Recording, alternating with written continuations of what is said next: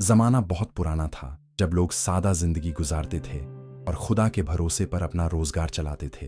दूर दराज के एक गांव में जहां रेगिस्तान की गर्म हवाएं चलती थीं और कहीं कहीं हरे भरे नखलिस्तान नजर आते थे, वहां एक नौजवान चरवाहा रहता था जिसका नाम मुस्तफ़ा था। मुस्तफ़ा में एक गरीब लेकिन नेक दिल नौजवान था। उसके वालिदैन इस फानी दुनिया से कच कर चुके थे और अब वह अकेला अपनी भेड़ बकरियां चराता और किसी तरह अपना पेट पालता था। लेकिन मुस्तफ़ा की जिंदगी में एक खास बात थी। उसका दिल बहुत बड़ा था और वह हर वक्त रहम खाता था।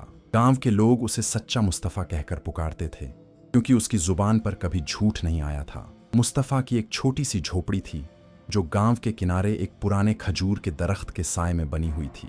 हर सुबह तड़के जब आसमान पर सुर्ख रंग की लकीरें फैलने लगती थीं और अजान की मीठी आवाज गूंजती थी, मुस्तफ़ा अपनी नमाजें अदा करता और फिर अपनी भेड़ बकरियों को लेकर रेगिस्तान की तरफ निकल जाता था। उसके पास करीब 60 भेड़ें और बकरियां थीं और वह उन सब का बड़ी मोहब्बत और दयानतदारी से ख्याल रखता था। एक दिन की बात है जब सूरज आसमान पर चढ़ चुका था और धूप की तेज किरणें रेत के टीलों को चमका रही थीं। मुस्तफ़ा अपने जानवरों को लेकर एक दूर दराज के नखलिस्तान की तरफ चल दिया। वहां पर एक खूबसूरत चश्मा था जिसका पानी बर्फ की तरह ठंडा और शहद की तरह मीठा था। लोग कहते थे कि यह चश्मा किसी जमाने में किसी वली के दुआ से जारी हुआ था और इसका पानी पीने से दिल को सुकून और तन को आराम मिलता था। जब वह रेत के एक बड़े टीले के पास से गुजर रहा था, उसे एक अजीब मंजर दिखाई दिया। एक बूढ़ा दरवेश रेत पर बैठा हुआ था। उसकी सफेद दाढ़ी सीने तक लंबी थी और उसका लिबास मैला कुचैला था, मगर उसकी आंखों में कुछ ऐसा नूर था जो देखने वाले को हैरान कर देता था। दरवेश की पेशानी पर सजदों के गहरे निशान साफ नजर आ रहे थे और उसके हाथ में एक पुरानी लकड़ी की छड़ी थी जिस पर कुछ अरबी इबारत लिखी हुई थी। मुस्तफ़ा ने फौरन अपनी भेड़ों को वहीं रुकने का इशारा किया और दरवेश के पास पहुंचा। उसने अदब से सलाम किया और अपनी पगड़ी का एक सिरा हाथ में ले लिया जो एहतराम की निशानी थी। अस्सलाम वालेकुम रहमतुल्लाह। हजरत, क्या आपको कुछ चाहिए? आप यहाँ इस तपती दोपहरी में अकेले क्यों तशरीफ रखे हैं? ये रास्ता आप बहुत वीरान है और कोई आदमी नजर नहीं आता। मुस्तफ़ा ने बड़ी इज्जत और एहतराम से पूछा।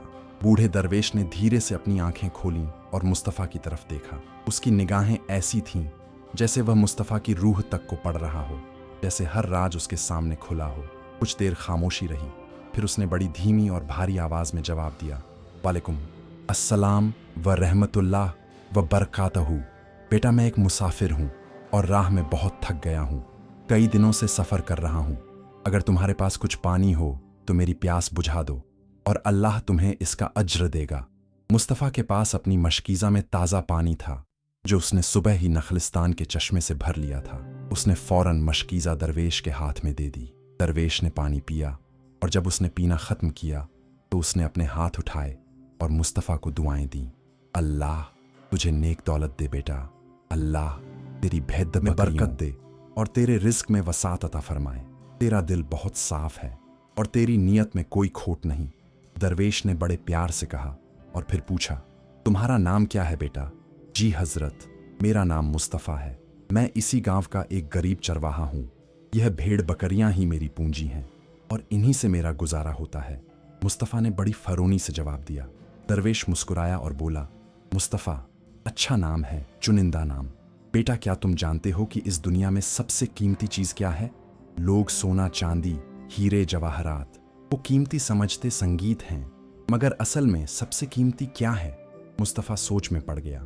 उसने कभी इस बारे में गौर नहीं किया था। थोड़ी देर खामोशी में गुजरी, फिर उसने कहा, हजरत, मेरे ख्याल से नेक दिल और अच्छे आमाल सबसे कीमती हैं, क्योंकि दुनिया की हर दौलत यहीं रह जाएगी मगर नेकियां वो इंसान के साथ जाएंगी। दरवेश ने खुशी से सर हिलाया। मुबारक हो बेटा, बिल्कुल सही कहा, मगर एक और चीज़ है जो इससे भी ज़्यादा कीमती है, वफादारी, सच्चाई और अमानतदारी। इस दुनिया में जो शख्स इन तीनों चीज़ों को अपनाए, कितनी भी मुश्किलें आईं, उसे अल्लाह ज़रूर नवाजता है और उसकी किस्मत में ऐसी नमतें लिखी होती हैं जिनका उसे गुमान भी नहीं होता। फिर दरवेश ने अपने लिबास की तह से एक छोटी सी चमड़े की थैली संगीत निकाली और मुस्तफ़ा के हाथ में रख दी। ये तुम्हारे लिए है मुस्तफ़ा, तुमने एक प्यासे को पानी पिलाया, ये उसका सिला है, मगर याद रखना इसे तब तक मत खोलना जब तक तुम्हें सच में इसकी सख्त ज़रूरत ना पड़े।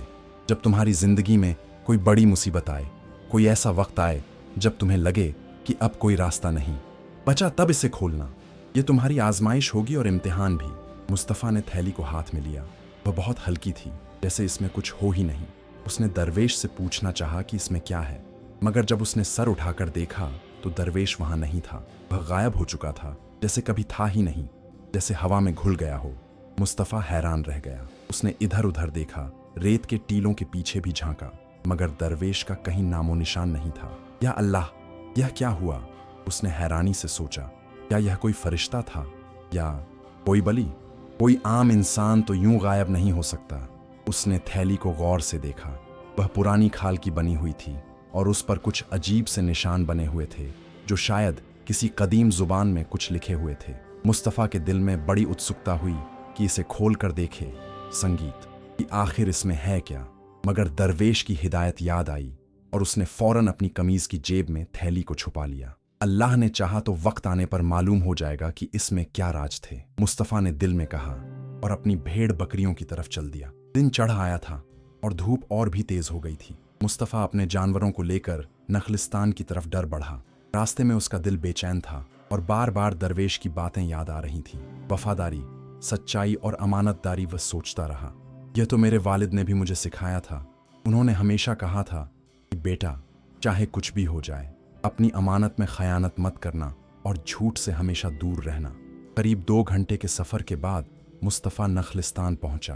वहां खजूर के बहुत से दरख्त और बीच में एक साफ संगीत पानी का चश्मा बह रहा था। मुस्तफ़ा ने अपनी भेड़ बकरियों को पानी पिलाया और खुद भी वजू किया। फिर उसने जौहर की नमाज अदा की और एक दरख्त की छांव में बैठकर अपना खाना खाने लगा। उसके पास रोटी और थोड़े से खजूर थे, बस इतना ही। खाना खाते वक्त अचानक उसे एक आवाज सुनाई दी। कोई औरत रो रही थी। मुस्तफ़ा फौरन खड़ा हो गया और आवाज की तरफ चल दिया। थोड़ी दूर जाने पर उसने देखा कि एक नौजवान औरत खजूर के एक दरख्त के नीचे बैठी रो रही थी। उसका चेहरा नकाब से हका हुआ था, मगर उसकी आंखों से लगातार आंसू बह रहे थे। उसके साथ एक छोटी सी लड़की भी थी जो भूख से रो रही थी। मुस्तफ़ा ने अदब से फासले पर खड़े होकर कहा, अस्सलाम वालेकुम बहन, क्या मुसीबत है? क्या मैं कुछ मदद कर सकता हूँ? औरत ने सर उठाया और कहा, वालेकुम अस्सलाम, मैं बड़ी मुसीबत में हूँ। मेरा नाम वहीदा है और ये मेरी बेटी फ़ातिमा है। हम 3 दिन से भूखे हैं। मेरे शौहर हसन इस नखलिस्तान में काम करते थे, मगर 1 महीने पहले वह शहर गए कुछ सामान बेचने और अब तक वापस नहीं आए। मुझे नहीं पता उन्हें क्या हुआ। घर में कुछ नहीं बचा और अब मैं यहाँ बैठी अल्लाह से मदद मांग रही हूँ। मुस्तफ़ा का दिल पसीज गया। उसने फ़ौरन अपनी रोटी और खजूर उन्हें दे दिए। बहन, ये लीजिए, ये ज़्यादा नहीं है, मगर फ़िलहाल इससे काम चल जाएगा। मुझे बताइए, आपका घर कहाँ है? वहीदा ने शुक्रिया अदा किया और कहा, अल्लाह आपको जज़ा दे भाई, हमारा घर यहाँ से थोड़ी दूर पर है, नखलिस्तान की दूसरी तरफ। मुस्तफ़ा ने कहा, आप फिक्र ना करें, मैं हर रोज़ यहाँ आता हूँ अपनी भेड़ बकरियों के साथ। कल से मैं आपके लिए खाना लेकर आऊँगा, जब तक आपके शौहर वापस नहीं आ जाते। वहीरा की आंखों में खुशी के आंसू आ गए। अल्लाह आपको सलामत रखे भाई, आप बहुत नेक दिल इंसान हैं। उस दिन से मुस्तफ़ा हर रोज़ वहीदा और उसकी बेटी के लिए खाना लेकर जाने लगा। अपनी गरीबी में भी वह उनका ख्याल रखता। कभी रोटी, कभी खजूर, कभी दूध, जो कुछ उसके पास होता वह बांट लेता। ऐसे ही कुछ हफ्ते गुजर गए। वहीदा का शौहर अब तक वापस नहीं आया था और वहीदा की हालत और ख़राब होती जा रही थी। एक दिन मुस्तफ़ा जब वहाँ पहुँचा तो उसने देखा कि वहीदा बहुत बीमार है और बुखार में तप रही है। बहन, आपको हकीम को दिखाना पड़ेगा, मैं गांव से हकीम साहब को ले आता हूँ, मुस्तफ़ा ने फिक्रमंदी से कहा।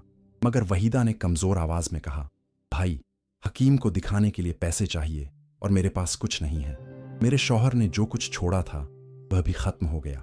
मुस्तफ़ा के पास भी ज़्यादा पैसे नहीं थे। उसने अपनी जेब टटोली। बस कुछ सिक्के थे जो उसने हफ्तों की बचत से जमा किए थे। वह सोच में पड़ गया, अगर यह पैसे दे दिए तो उसके पास कुछ नहीं बचेगा। मगर फिर उसे अपने वालिद की बात याद आई। बेटा, ज़रूरतमंद की मदद करना सबसे बड़ी नेकी है। मुस्तफ़ा ने वह सारे पैसे वहीदा को दे दिए और कहा, बहन, आप फिक्र ना करें, ये पैसे लीजिए और हकीम साहब को बुलवा लीजिए, अल्लाह मेरा भी इंतज़ाम कर देगा। वहीदा ने रोते हुए कहा, भाई, अल्लाह आपको बहुत बड़ा अज्र दे, आप फरिश्ते की तरह हमारी मदद कर रहे हैं। उस दिन मुस्तफ़ा खाली हाथ और खाली जेब अपने घर लौटा, मगर उसका दिल खुशी से भरा हुआ था। रात को जब वह सोया तो उसे एक अजीब ख्वाब आया। उसने देखा कि वही बूढ़ा दरवेश उसके सामने खड़ा है और मुस्कुरा रहा है।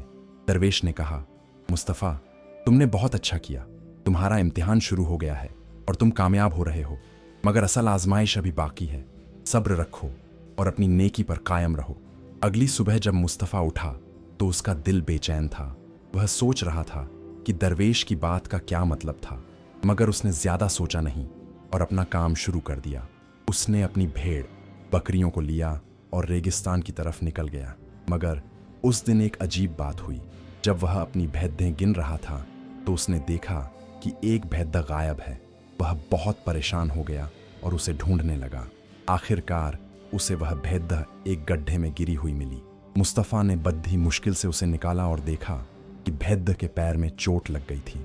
या अल्लाह, अब यह मुसीबत, मुस्तफ़ा ने सोचा। इस भेड़ का इलाज भी करवाना पड़ेगा, मगर मेरे पास तो कोई पैसा नहीं बचा। मगर मुस्तफ़ा ने हिम्मत नहीं हारी। उसने भेड़ को उठाया और नखलिस्तान की तरफ चल दिया। वहां पहुंचकर उसने भेड़ के घाव को साफ संगीत पानी से धोया और कुछ जड़ी बूटियां लगाई जो उसे अपने वालिद से सीखी थी।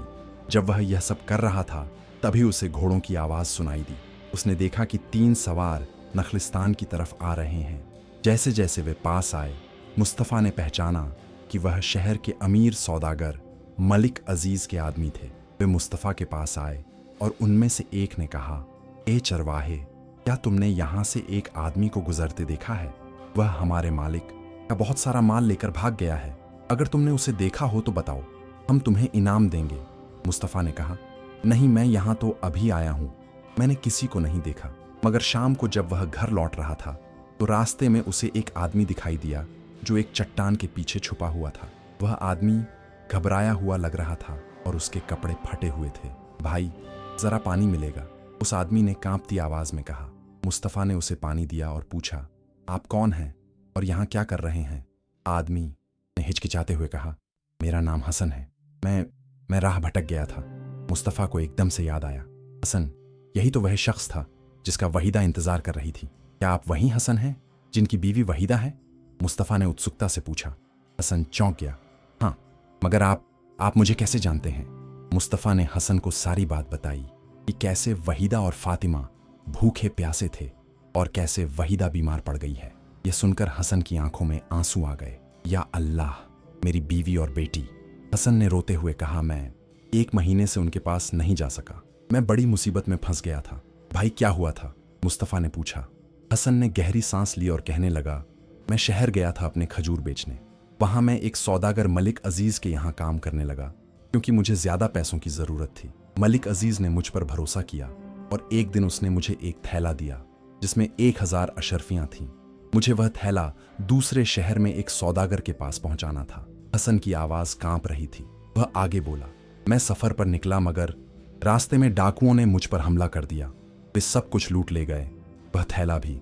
मैं बहुत जख्मी हो गया और कई दिन तक एक गांव में पड़ा रहा। जब मैं ठीक हुआ और वापस शहर गया तो मलिक अजीज ने मेरी बात नहीं मानी। उसने कहा कि मैंने ही उसका माल चुराया है और अब वह मुझे पकड़वाना चाहता है। मैं भाग आया क्योंकि मुझे डर था कि वह मुझे कैद करवा देगा, मगर मैं कोई चोर नहीं हूं, अल्लाह गवाह है। मुस्तफ़ा ने सोचा, यही तो वह आदमी था जिसे वह सवार ढूंढ रहे थे। मगर हसन की बात सच लग रही थी। उसकी आंखों में बेगुनाही साफ नजर आ रही थी। भाई, आप मेरे साथ चलिए, पहले आप अपनी बीवी और बेटी से मिल लीजिए, बाकी बातें बाद में देखेंगे, मुस्तफ़ा ने कहा। हसन मुस्तफ़ा के साथ चल दिया। जब वे वहीदा के घर पहुंचे तो वही हसन को देखकर रो पड़ी। उसने अपने शौहर को गल लाया और छोटी फातिमा भी खुशी से अपने बाप से लिपट गई। मैं सोच रही थी कि शायद तुम्हें कुछ हो गया, वहीदा ने रोते हुए कहा। अगर मुस्तफ़ा भाई ने हमारी मदद ना की होती तो न जाने हमारा क्या होता। हसन ने मुस्तफ़ा की तरफ देखा और उसके कदमों में गिर पड़ा। भाई, आपने मेरे परिवार की जान बचाई। मैं जिंदगी भर आपका एहसानमंद रहूंगा। अल्लाह आपको जन्नत अता फरमाए। मुस्तफ़ा ने उसे उठाया और कहा, यह तो मेरा फ़र्ज़ था। अल्लाह ने मुझे मौका दिया कि मैं किसी की मदद कर सकूं।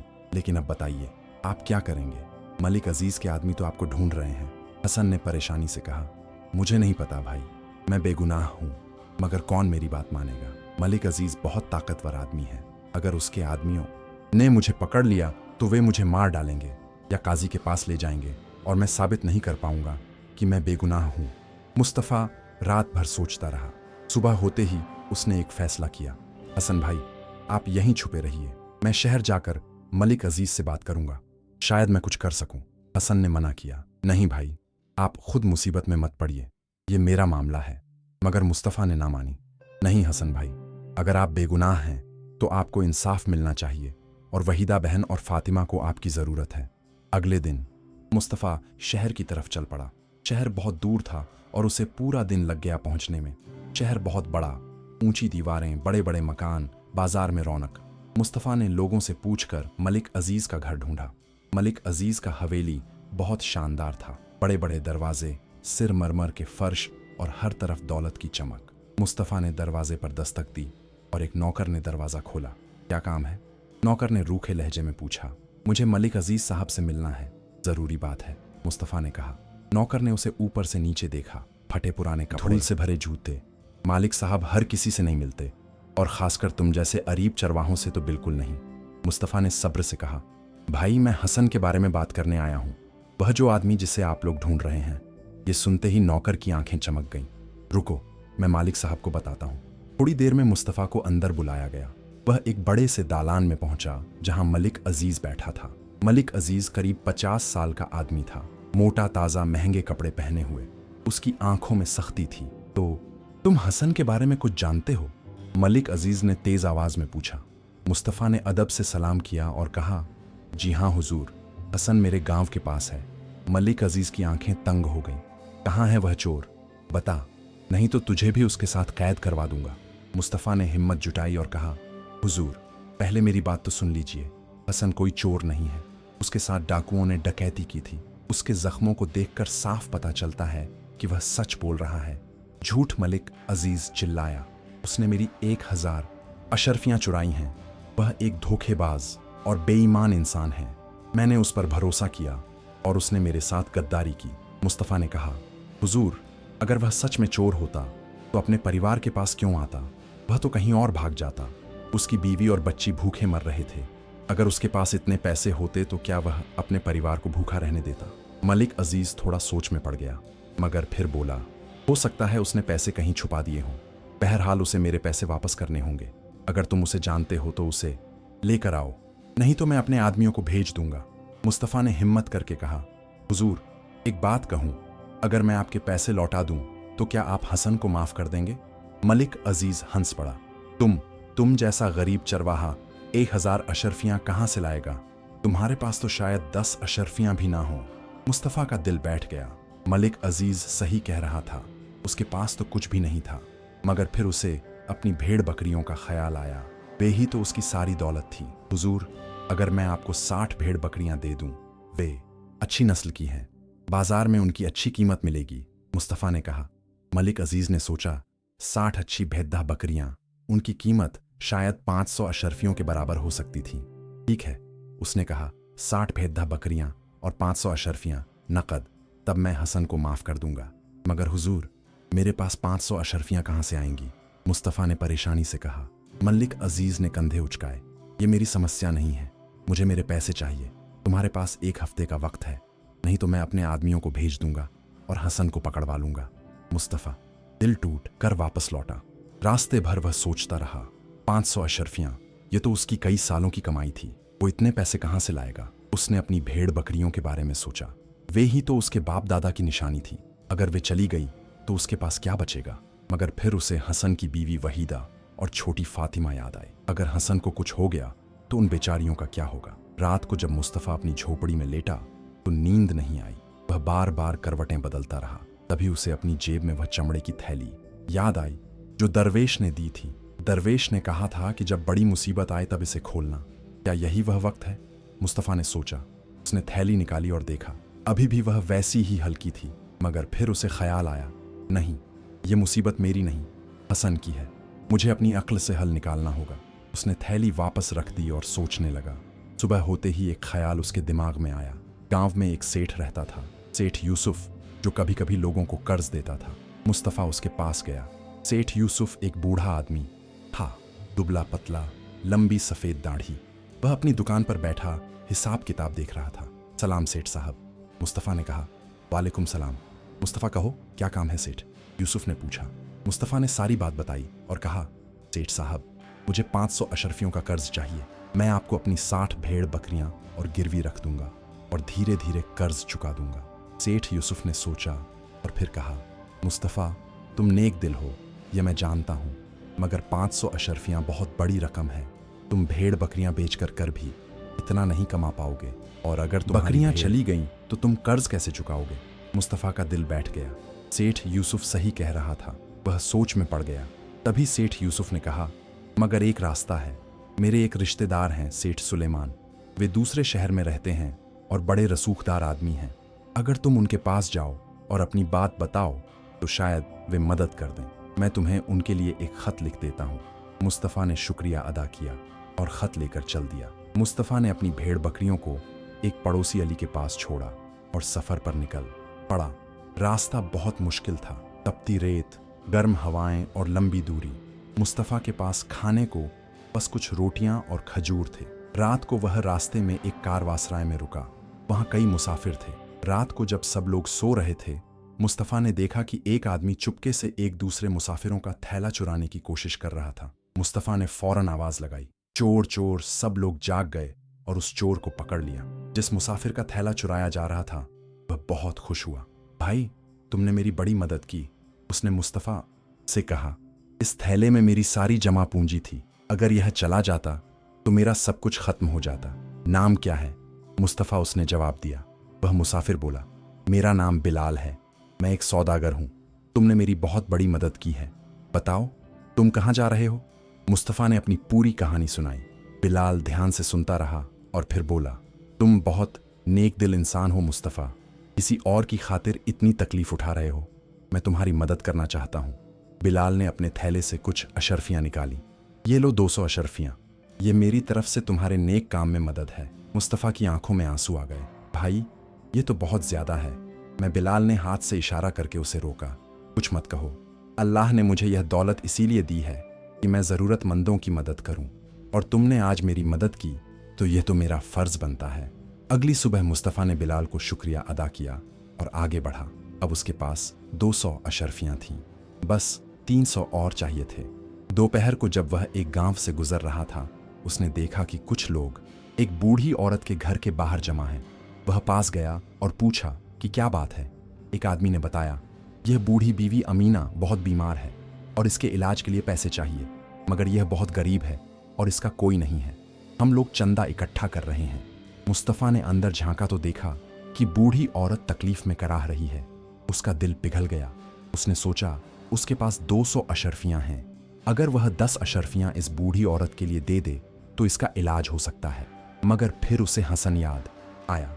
अगर उसने यह पैसे दे दिए तो फिर हसन के लिए कम पड़ जाएंगे। मुस्तफ़ा बड़ी उलझन में पड़ गया। एक तरफ हसन और उसका परिवार, दूसरी तरफ यह बूढ़ी बेसहारा औरत। दोनों को मदद की जरूरत थी। उसने फैसला किया, अल्लाह सबका रिस्क देने वाला है। मैं नेकी करूंगा तो वह मेरी भी मदद करेगा। उसने 10 अशरफियां चंदे में दे दी। लोग हैरान रह गए कि एक गरीब चरवाहा इतनी बड़ी रकम कैसे दे रहा है। मुस्तफ़ा ने दुआ की और आगे बढ़ गया। अब उसके पास 190 संगीत अशरफियां थीं। शाम को वह उस शहर पहुंचा जहां सेठ सुलेमान रहते थे। उसने लोगों से पूछकर सेठ सुलेमान का घर ढूंढा। सेठ सुलेमान की हवेली भी बहुत बड़ी थी, मगर उतनी शानदार नहीं जितनी मलिक अजीज की। मुस्तफ़ा ने दरवाजे पर दस्तक दी और नौकर को सेठ यूसुफ का खत दिया। थोड़ी देर में सेठ सुलेमान खुद बाहर आए। वे एक सीधे साधे इंसान लगे। आओ बेटा सेठ, यूसुफ ने तुम्हारे बारे में लिखा है। सेठ सुलेमान, संगीत ने कहा। मुस्तफ़ा ने सारी बात बताई। सेठ सुलेमान ध्यान से सुनते रहे और फिर बोले, बेटा, तुम किसी और की खातिर इतनी मुसीबत उठा रहे हो। ये तुम्हारी नेक दिल्ली की निशानी है। मैं तुम्हारी मदद करूंगा, मगर मेरी एक शर्त है। जी कहिए। मुस्तफ़ा ने कहा, तुम्हें मेरे लिए एक काम करना होगा। सेठ सुलेमान ने कहा, मेरे पास एक बाग है जहां काम करने के लिए एक ईमानदार आदमी चाहिए। तुम 1 साल तक मेरे यहां काम करोगे तो मैं तुम्हें 300 अशरफियां दे दूंगा। मुस्तफ़ा सोच में पड़ गया। 1 साल, मगर उसके पास 1 हफ्ते का वक्त था। 1 साल तक इंतजार नहीं किया जा सकता था। सेठ साहब, मुझे 1 हफ्ते में पैसे चाहिए। मलिक अजीज ने सिर्फ 1 हफ्ते का वक्त दिया है। मुस्तफ़ा ने परेशानी से कहा। फिर सुलेमान ने सोचा और फिर बोले, ठीक है, तुम्हारी मुसीबत समझता हूं। मैं तुम्हें अभी 300 अशरफियां कर्ज के तौर पर दे देता हूं, मगर तुम्हें यह कर्ज वापस करना होगा। तुम मेरे बाग में 1 साल काम करोगे, तब तुम्हारा कर्ज माफ हो जाएगा। और अगर तुम 1 साल से पहले भागने की कोशिश की तो मैं अपने आदमियों को भेजकर तुम्हें पकड़वा लूंगा। मुस्तफ़ा के पास कोई चारा नहीं था। उसने फैसला किया, ठीक है सेठ साहब, मैं 1 साल आपके यहाँ काम करूंगा, मगर पहले मुझे हसन भाई को बचाना होगा। सेठ सुलेमान ने 300 अशरफियां निकाल कर दी। मुस्तफ़ा ने उन्हें अपनी थैली में रखा। अब उसके पास कुल मिलाकर 490 अशरफियां थीं। बस 10 अशरफियां और चाहिए थी। सेठ साहब, क्या आप मुझे 10 अशरफियां और दे सकते हैं? मुझे 500 अशरफियां चाहिए, मुस्तफ़ा ने कहा। सेठ सुलेमान ने मना किया, नहीं बेटा, मैं तुम्हें 300 से ज्यादा नहीं दे सकता, बाकी तुम्हें कहीं और से इंतजाम करना होगा। मुस्तफ़ा ने शुक्रिया अदा किया और बाहर निकल आया। अब उसके पास 4 दिन बचे थे। उसे 10 अशरफियां और चाहिए थीं। वह शहर के बाजार में गया। वहां बहुत भीड़ थी, दुकानें सजी हुई थीं, सौदागर अपना माल बेच रहे थे। मुस्तफ़ा सोच रहा था कि वह 10 अशरफियां कैसे इकट्ठा करें। तभी उसे एक आदमी की आवाज़ सुनाई दी, कौन है जो मेरी मदद करेगा? मेरी बेटी बहुत बीमार है। मुस्तफ़ा ने देखा कि एक मिस्कीन सा आदमी भीड़ में खड़ा होकर चिल्ला रहा था। लोग उसकी तरफ देखते और आगे बढ़ जाते। मुस्तफ़ा उसके पास गया। क्या हुआ भाई? वह आदमी रोने लगा। मेरा नाम इस्माइल है, मेरी बेटी जैनब को बहुत तेज बुखार है। हकीम ने कहा है कि उसे एक खास दवा चाहिए जो बहुत महंगी है। मुझे 5 अशरफियां चाहिए, मगर मेरे पास एक भी नहीं है। मैं बाजार में मांग रहा हूं, मगर कोई नहीं दे रहा। मुस्तफ़ा का दिल फिर से पिघल गया। एक बीमार बच्ची, उसे फातिमा याद आई। अगर फातिमा को कुछ हो जाता तो कैसा लगता? मगर उसके पास सिर्फ 490 अशरफियां थीं। अगर उसने 5 दे दिए तो उसके पास सिर्फ 455 बचेंगे। फिर हसन के लिए पैसे कम पड़ जाएंगे। मुस्तफ़ा ने अपनी जेब में हाथ डाला। वहां दरवेश की थैली थी। या अल्लाह, यही तो असली इम्तिहान है। उसने दिल में कहा, एक तरफ हसन की जिंदगी, दूसरी तरफ एक बेगुनाह बच्ची की जान, मैं क्या करूं? फिर उसे याद आया कि दरवेश ने क्या कहा था, वफादारी, सच्चाई और अमानतदारी। और यह भी कहा था कि जो अल्लाह पर भरोसा रखे, अल्लाह उसका इंतज़ाम कर देता है। मुस्तफ़ा ने फैसला कर लिया। उसने 5 अशरफियां निकालकर इस्माइल के हाथ में रख दी। ये लो भाई, जाओ और अपनी बेटी का इलाज करवाओ, मुस्तफ़ा ने कहा। इस्माइल की आंखों में आंसू आ गए। भाई, तुमने मेरी बेटी की जान बचा ली, अल्लाह तुम्हें इसका अज्र दे। तुम्हारा नाम क्या है? मुस्तफ़ा। मुस्तफ़ा, मैं तुम्हारे लिए दुआ करूंगा, अल्लाह तुम्हारी हर मुराद पूरी करे, इस्माइल ने कहा और चला गया। मुस्तफ़ा वहीं खड़ा रहा। अब उसके संगीत पास 485 अशरफियां थीं। 15 अशरफियां कम थीं और सिर्फ 4 दिन बचे थे। वह सोच में डूबा हुआ बाजार में घूम रहा था। तभी उसे एक दुकान पर एक तख्ती दिखाई दी, ईमानदार मजदूर चाहिए, अच्छी तनख्वाह। मुस्तफ़ा दुकान में गया। वहां एक बूढ़ा सौदागर बैठा था जिसका नाम इदरीस था। सलाम चाचा, क्या आपको मजदूर चाहिए? मुस्तफ़ा ने पूछा। इदरीस ने उसे देखा। हाँ बेटा, मुझे गोदाम में सामान रखने के लिए ईमानदार आदमी चाहिए। तुम कर सकते हो? जी हाँ, मुस्तफ़ा ने कहा, मगर मुझे तुरंत पैसे चाहिए। क्या आप पहले से कुछ पेशगी दे सकते हैं? इदरीस ने सोचा, तुम पहले 1 दिन काम करो, अगर तुम्हारा काम अच्छा रहा तो मैं तुम्हें अगले दिन पेशगी दे दूंगा। 1 दिन की मजदूरी 2 अशरफियां हैं। मुस्तफ़ा ने हामी भर दी। वह सुबह से शाम तक गोदाम में काम करता रहा। भारी बोरे उठाना, सामान को एक जगह से दूसरी जगह ले जाना बहुत मेहनत का काम था। शाम को जब काम खत्म हुआ तो उसकी पीठ दर्द से टूट रही थी। इदरीस बहुत खुश हुआ। बेटा, तुमने बहुत अच्छा काम किया, तुम बहुत मेहनती हो। चाचा, क्या आप मुझे कुछ पेशगी दे सकते हैं? मुझे बहुत ज़रूरत है, मुस्तफ़ा ने कहा। इदरीस ने सोचा और फिर कहा, ठीक है, मैं तुम्हें 5 अशरफियां देता हूं, मगर तुम्हें 5 दिन और काम करना होगा। मुस्तफ़ा मुश्किल में पड़ गया। उसके पास सिर्फ 3 दिन बचे थे, मगर उसे पैसों की सख्त ज़रूरत थी। चाचा, मैं सिर्फ 3 दिन ही काम कर सकता हूँ, मुझे बहुत ज़रूरी काम है, उसने कहा। इधर ही इसने नामे सर हिलाया। नहीं बेटा, या तो 5 दिन काम करो या फिर कोई पेशगी नहीं। मुस्तफ़ा परेशान हो गया। वह बाहर निकला और एक दरख्त के नीचे बैठ गया। उसने अपना सर हाथों में ले लिया। या अल्लाह, अब मैं क्या करूं? मैंने पूरी कोशिश की, मगर अभी भी 15 अशरफियां कम हैं। उसने अपनी जेब से दरवेश की थैली निकाली और उसे देखा। क्या अब वह वक्त आ गया है? उसने सोचा, क्या यही वह मुसीबत है जिसके बारे में दरवेश ने कहा था? मगर फिर उसे ख्याल आया कि थैली में क्या हो सकता है। शायद कोई तावीज़, कोई दुआ, नसीहत, कोई। इससे पैसे तो नहीं मिलेंगे। उसने थैली को वापस जेब में रख लिया। नहीं, मुझे अभी और सब्र करना होगा। अगले 2 दिन मुस्तफ़ा बाजार में घूमता रहा। और छोटे मोटे काम करता रहा। किसी की दुकान पर सामान रखने में मदद की, किसी का बोझ उठा कर दिया, किसी के लिए पानी लाया। लोग उसे एक एक सिक्का देते। 2 दिनों में उसने 3 अशर्फियां इकट्ठी कर ली। अब उसके पास कुल मिलाकर 488 अशर्फियां थीं। सिर्फ 12 अशर्फियां कम थीं और सिर्फ 1 दिन बचा था। उस रात मुस्तफ़ा एक मस्जिद में सोया। उसने तहज्जुद की नमाज पढ़ी और अल्लाह से दुआ मांगी, या अल्लाह, मैंने पूरी कोशिश की, अब तू ही मेरी मदद कर। हसन बेगुनाह है और उसके परिवार को उसकी ज़रूरत है। सुबह होते ही वह मस्जिद से बाहर निकला। आज आखिरी दिन था, उसे आज ही वापस जाना था और मलिक अजीज़ को पैसे देने थे। वह सोच रहा था कि अब क्या करें। तभी उसे मस्जिद के बाहर एक भिखारी बैठा दिखाई दिया। वह बूढ़ा और अंधा था। उसके सामने एक कटोरा रखा था, मगर उसमें सिर्फ कुछ तांबे के सिक्के थे। मुस्तफ़ा के पास सिर्फ 2 अशर्फियां बची थीं, जो उसने बाजार में काम करके कमाई थी। बाकी सब उसने थैली में संभाल कर रखी थी। उसने सोचा, यह बूढ़ा बेचारा अंधा और बेसहारा है, मुझे इसकी मदद करनी चाहिए। मगर फिर उसे याद आया कि अगर उसने अब कुछ दिया तो हसन के लिए और भी कम पड़ जाएगा। मुस्तफ़ा ने एक गहरी सांस ली और फिर उसने एक अशर्फी भिखारी के कटोरे में डाल दी। भिखारी ने हैरानी से सर उठाया। अल्लाह तुझे बरकत दे बेटा। भिखारी ने दुआ दी। मुस्तफ़ा आगे बढ़ गया। अब उसके पास सिर्फ 1 अशर्फी बची थी। उसके पास कुल 479 अशर्फियां थीं। 11 अशर्फियां कम थीं। वह बाजार की तरफ चला। आज का दिन बहुत अहम था। उसे किसी न किसी तरह बाकी पैसे इकट्ठे करने थे। बाजार में बहुत रौनक थी।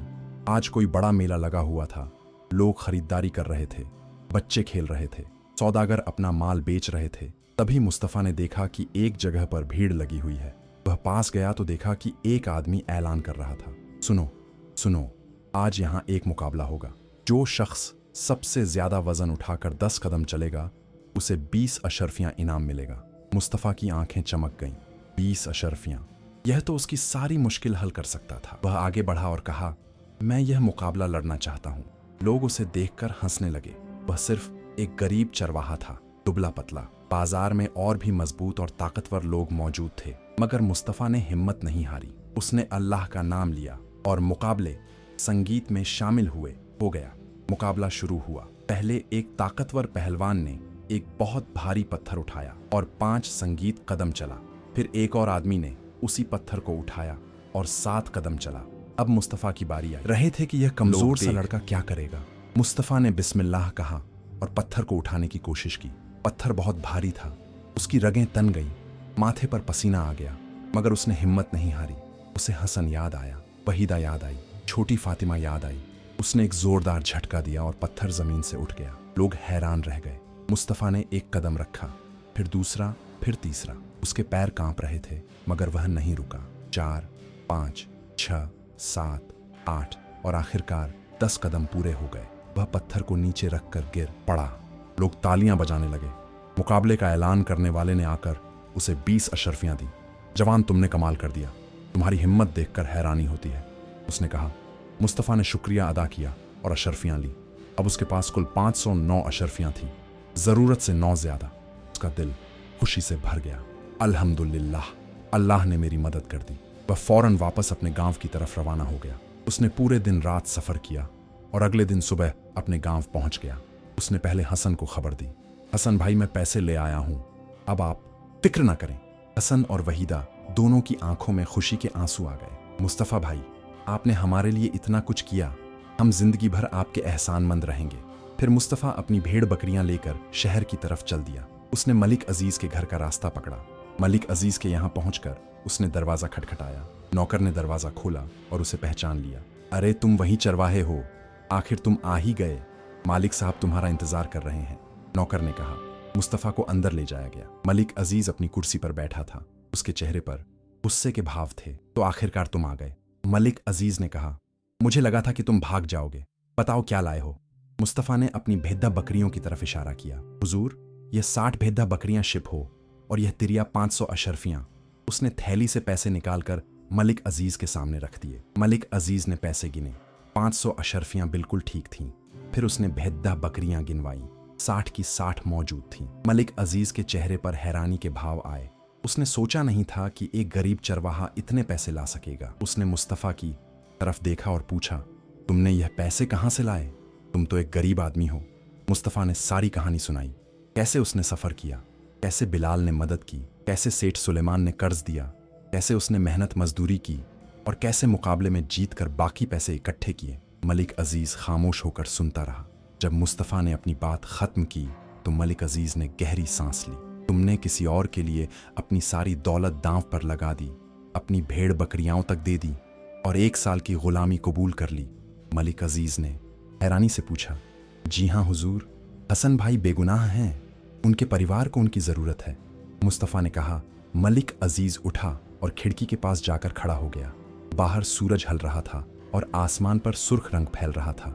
कुछ देर खामोशी रही, फिर मलिक अजीज़ ने मुड़कर कहा, मुस्तफ़ा, तुम्हारी वफादारी और ईमानदारी ने मुझे शर्मिंदा कर दिया। मैं एक अमीर आदमी हूँ, मगर मैंने कभी किसी के लिए इतना कुर्बान नहीं किया। शायद हसन सच बोल रहा था और मैंने जल्दबाजी में फ़ैसला कर लिया। मुस्तफ़ा ने कहा, हुजूर, आप चाहे तो खरूज जाकर देख लीजिए। हसन भाई के ज़ख्म अभी भी ताज़े हैं और उनके परिवार की हालत देखकर साफ पता चलता है कि उनके पास कोई दौलत नहीं है। मलिक अजीज़ ने सोचा और फिर कहा, ठीक है, मैं खुद चलकर देखता हूँ। अगर हसन सच बोल रहा है तो मैं उसे माफ़ कर दूंगा।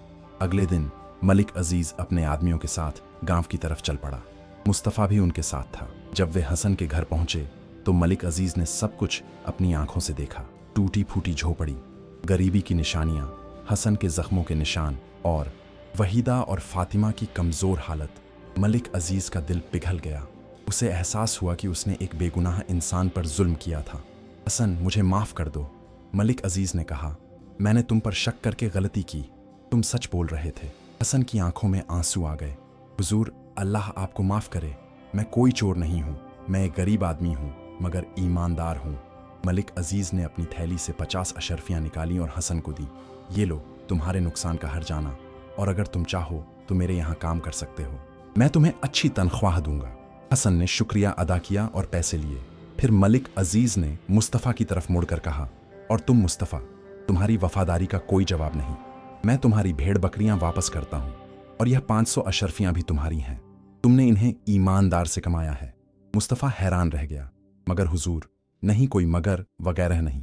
जे मलिक अजीज़ ने कहा, यह तुम्हारा हक है और साथ ही मैं सेठ सुलेमान को भी खत लिख दूंगा कि तुम्हारा कर है, तुम्हें उनके यहाँ काम नहीं करना पड़ेगा। मुस्तफ़ा की आंखों में खुशी के आंसू आ गए। उसने मलिक अजीज़ को शुक्रिया अदा किया। अल्लाह आपको जज़ा दे हुजूर। जब मलिक अजीज़ और उसके आदमी चले गए तो हसन और वहीदा ने मुस्तफ़ा को गले लगाया। भाई, आपने हमारी ज़िंदगी बचा ली। वहीदा ने रोते हुए कहा, अकून से रह सकते हैं। मुस्तफ़ा ने कहा, बहन, यह तो बस अल्लाह की मेहरबानी थी, उसने ही सब इंतज़ाम किया। उस रात मुस्तफ़ा अपनी झोपड़ी में लौटा। उसकी भेड़ बकरियां भी वापस आ गई थीं। वह बहुत खुश था, मगर साथ ही थका हुआ भी। उसने अपनी जेब में हाथ डाला और दरवेश की थैली निकाली। इसे मैंने नहीं खोला। उसने सोचा, दरवेश ने कहा था कि जब बड़ी मुसीबत आए तब खोलना, मगर अल्लाह ने मेरी मुसीबत बिना इसे खोले ही दूर कर दी। मगर अब उसकी उत्सुकता बढ़ गई थी। आखिर इस थैली में है क्या? उसने फैसला किया कि अब वह इसे खोलेगा। उसने थैली का मुंह खोला और अंदर झांका। उसके अंदर एक छोटा सा कागज का टुकड़ा था। मुस्तफ़ा ने उसे निकाल कर पढ़ा। उस पर अरबी में लिखा था, जो इंसान अपनी अमानत में खयानत नहीं करता, जो सच्चाई पर कायम रहता है और जो दूसरों की खातिर अपना सब कुछ कुर्बान कर देता है, उसे अल्लाह ज़रूर नवाजता है। असली दौलत थैली में नहीं, दिल में होती है। तुमने अपना इम्तिहान पास कर लिया। मुस्तफ़ा की आंखों में आंसू आ गए। उसे समझ आ गया कि दरवेश कोई साधारण इंसान नहीं था। वह शायद कोई वली था जो उसका इम्तिहान लेने आया था। उसने सजदे में सर रख दिया और अल्लाह का शुक्र अदा किया। अगले कुछ दिन आराम से गुजरे। मुस्तफ़ा फिर से अपनी भेड़ बकरियां उछराने लगा, मगर अब उसके पास 500 अशरफियां भी थीं। वह सोच रहा था कि इन पैसों का क्या करें। एक दिन जब वह नखलिस्तान में बैठा था तो उसने देखा कि गांव के कुछ लोग बातचीत कर रहे हैं। वह पास गया और पूछा कि क्या बात है। एक बुजुर्ग ने बताया, मुस्तफ़ा बेटा, हमारे गांव की मस्जिद बहुत पुरानी संगीत हो गई है। उसकी छत टूट रही है और दीवारें गिर रही हैं।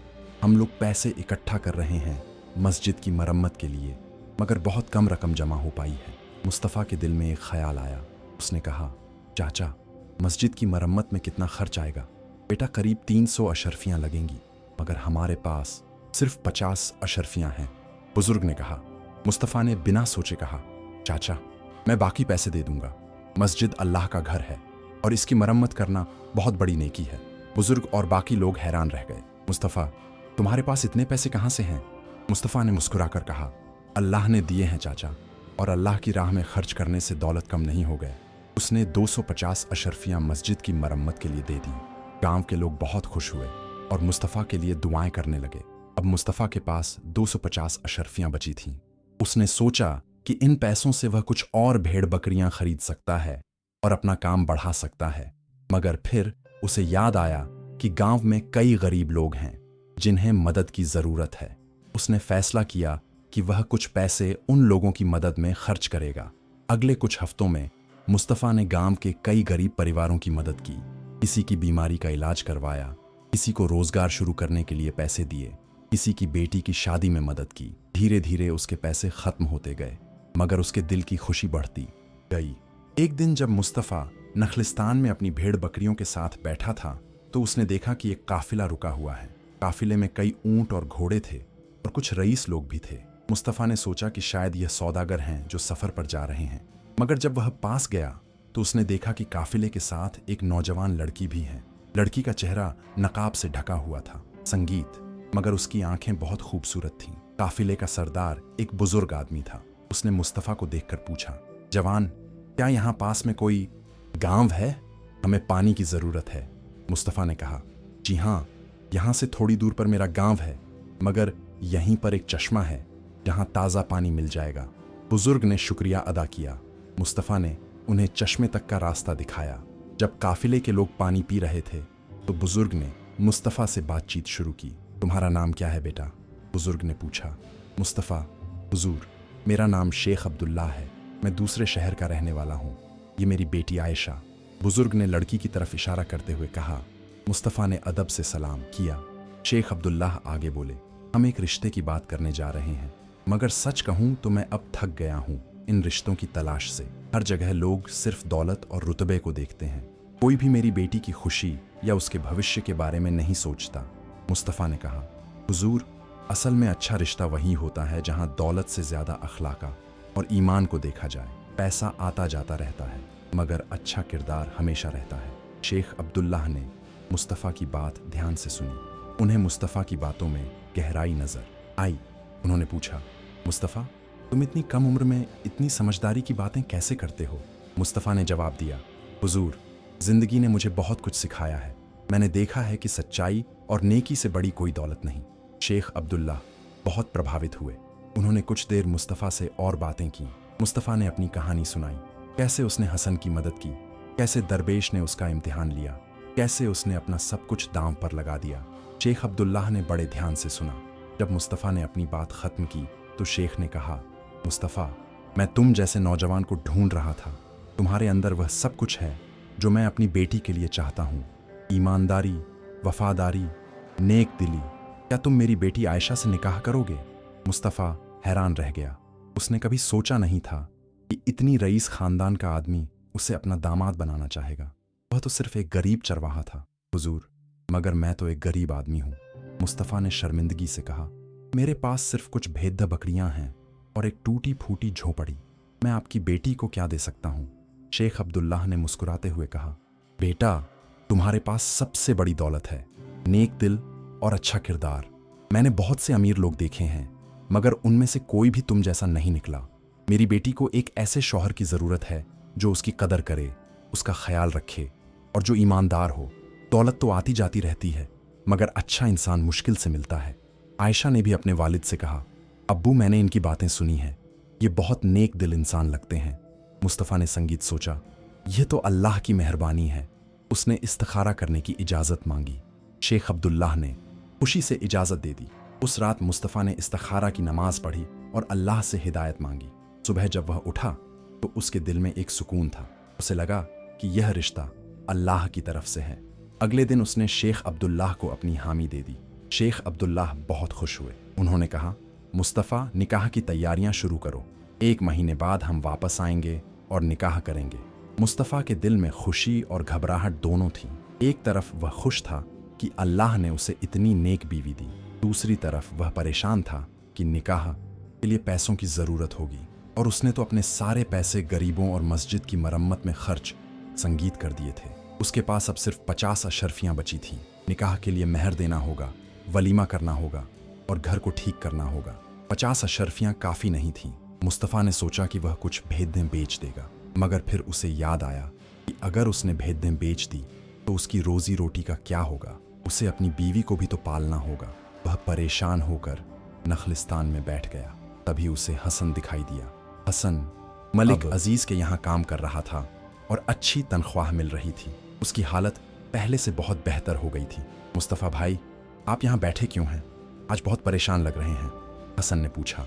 मुस्तफ़ा ने सारी बात बताई। हसन ने सुना और फिर कहा, भाई, आपने मेरी जान बचाई थी। अब मेरी बारी है कि मैं आपकी मदद करूं। मेरे पास कुछ पैसे जमा हो गए हैं, आप यह लीजिए। हसन ने अपनी थैली से 50 अशरफियाँ निकालकर मुस्तफ़ा को दे दी। मुस्तफ़ा ने मना किया, मगर हसन ने जिद की, नहीं भाई, आपने मेरे लिए अपना सब कुछ दांव पर लगा दिया था। ये तो बस एक छोटी सी मदद है, हसन ने कहा। मुस्तफ़ा की आंखों में आंसू आ गए। उसने हसन को गले लगाया। अल्लाह तुम्हें चर्चा दे भाई। फिर गांव के और लोगों को भी खबर मिली कि मुस्तफ़ा का निकाह होने वाला है। जिन लोगों की मुस्तफ़ा ने मदद की थी वे सब आए और उन्होंने भी कुछ ना कुछ दिया। किसी ने पैसे दिए, किसी ने अनाज दिया, किसी ने कपड़े दिए। मस्जिद के इमाम ने भी आकर मुबारकबाद दी और कहा कि वह निकाह बिना किसी फंस के पढ़ाएंगे। मुस्तफ़ा हैरान था। उसने जो नेकी की थी, अल्लाह ने उसका बदला इतनी जल्दी दे दिया। 1 महीना जल्दी गुजर गया। मुस्तफ़ा ने अपनी झोपड़ी की मरम्मत करवाई। गांव के लोगों ने भी मिलकर मदद की। जब शेख अब्दुल्लाह अपनी बेटी और काफिले के साथ वापस आए तो मुस्तफ़ा तैयार था। निकाह की तैयारियां की गईं। मुस्तफ़ा ने महर के तौर पर 50 अशरफियां रखीं और शेख अब्दुल्लाह ने खुशी से कबूल कर ली।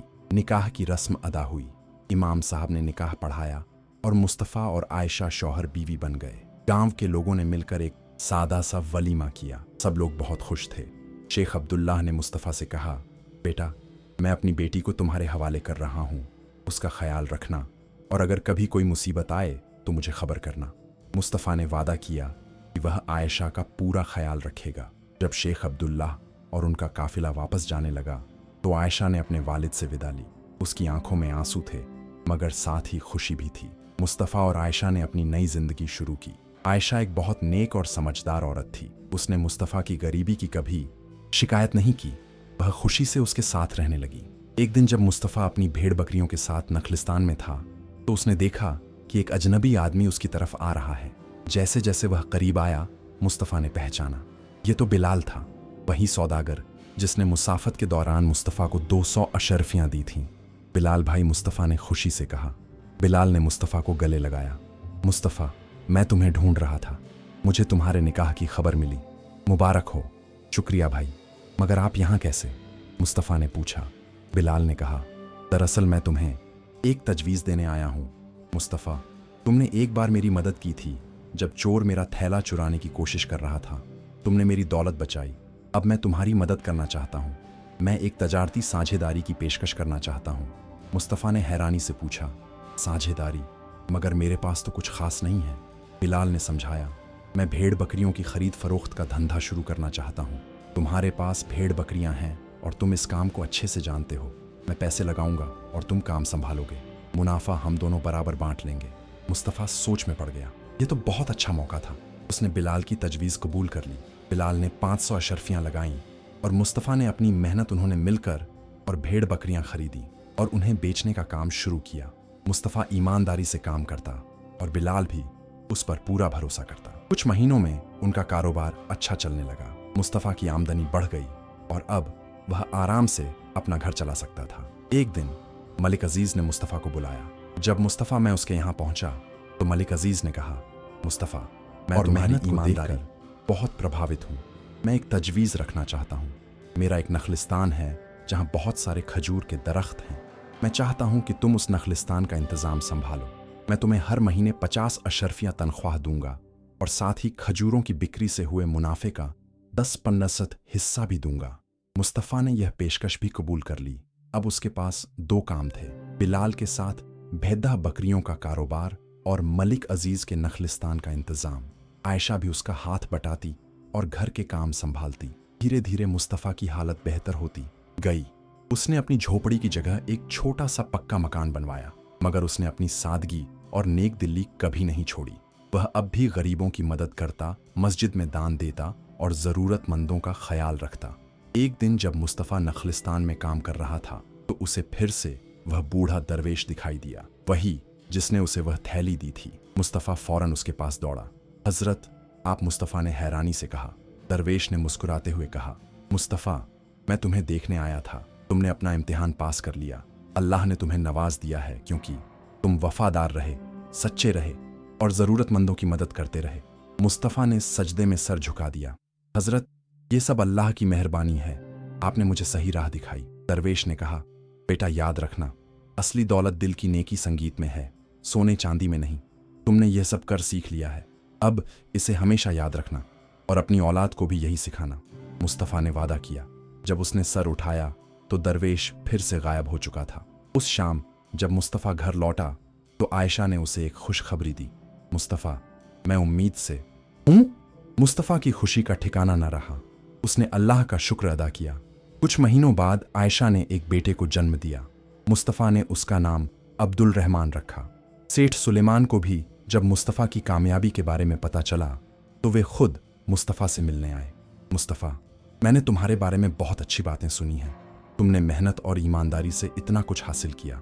सेठ सुलेमान ने कहा, मलिक, अजीज ने मुझे खत लिखकर बताया था कि तुम्हारा कर्ज माफ हो गया है, मगर अब मैं तुम्हें एक और तजवीज़ देना चाहता हूँ। मेरा एक बाग है जिसका इंतज़ाम मैं तुम्हें सौंपना चाहता हूँ, और अगर तुम चाहो तो हम साझेदारी भी कर सकते हैं। मुस्तफ़ा ने शुक्रिया अदा किया।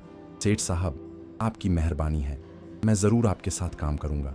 इस तरह मुस्तफ़ा का कारोबार और बढ़ता गया, मगर उसने कभी अपनी असलियत नहीं भूली। वह अब भी वही सादा दिल मुस्तफ़ा था जो गरीबों की मदद करता, सच बोलता और अमानत में खयानत नहीं।